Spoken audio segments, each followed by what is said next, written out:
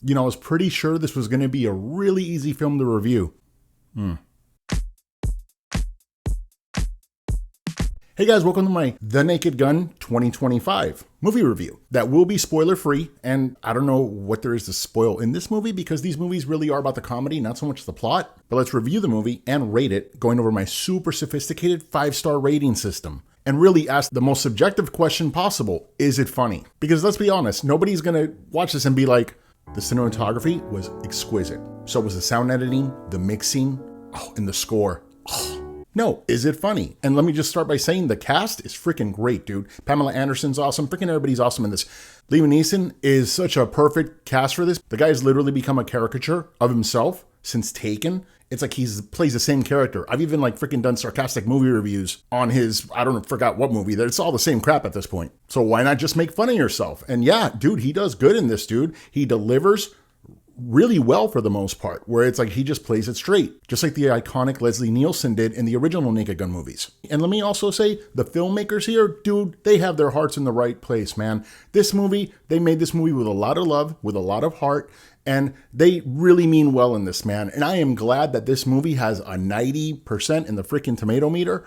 And I really want people to go and enjoy a movie because I think people are just deprived and dying for a film that's like a big screen comedy that doesn't take itself too seriously. That said, the humor in this specific movie may not be for everyone. And listen, I definitely chuckled a few times. I had one laugh out loud moment, but I'd be lying if I didn't leave the movie like, all right, that was enough. And please know I don't have a stick up my ass. Seth MacFarlane produced this. Dude, I freaking love Ted. I almost lost bladder control watching Ted. I also adore Tropic Thunder because these movies are raunchy, yes, but there's also a cleverness to them that I felt this need was lacking with its humor in a lot of parts. 2025's Naked Gun, in my opinion, stayed a little too long with the jokes. Need a bathroom.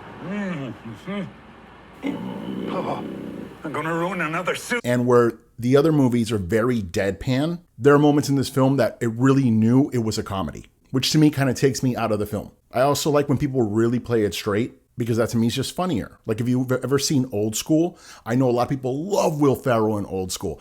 I actually found Vince Vaughn a lot more funnier. There's my wife. Now, see that? Always smiling. Hi, honey. Judging, watching. Look at the baby. Look at the baby. You get one vagina for the rest of your life. Real smart, Frank. Way to work it through. I'm not a huge Will Ferrell fan. I don't like it when it feels like you're trying to be funny. And this movie to me in a lot of places does try to be funny. It also has a lot of repetitive humor. There's a joke, no detail, that has to do with coffee that I swear if you didn't laugh the first time, I guarantee you're not going to laugh the 80th time they do that joke on the screen. And I will admit, something that the other films do have is that they have that kind of a little bit of edgy raunch to it. There's big portions of this film where you don't even, you would think it's G-rated comedy. I'm talking like super dad jokes. In fact, to me, the one real laugh out loud moment in this movie to me is the one where you're like, yeah, this is a PG-13 movie. But listen, there were a lot of people in the audience that were laughing the entire time over jokes that were in the commercials and trailers. And I'm like, did you just not see any of this before? And there are a lot of good jokes that are in the trailers, which I wish they probably wouldn't have shown. This oven is disgusting. But yeah, this movie definitely is missing that edginess, kind of raunchiness. And when a joke doesn't land, it tends to stay there. It doesn't just go to the next joke and it hangs out for a bit. There's also no detail, a sequence with a clip. There are some people in the theater that laughed at it. I'm happy for them. There's also a lot of people that didn't. And that clip scene kept going and going and going and going and going to the point that I almost felt like Adam Sandler was next to me and he was whispering in my ear, this is stupid. And for Adam Sandler to say that, yeah.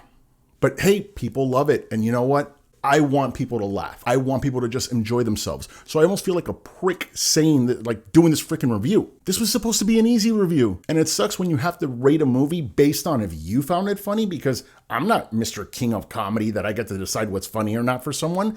That sucks, man. So I feel kind of bad doing this. I think we can all kind of universally agree that the funniest Naked Gun was the first one. Second funniest was the second. Third one was the third funniest.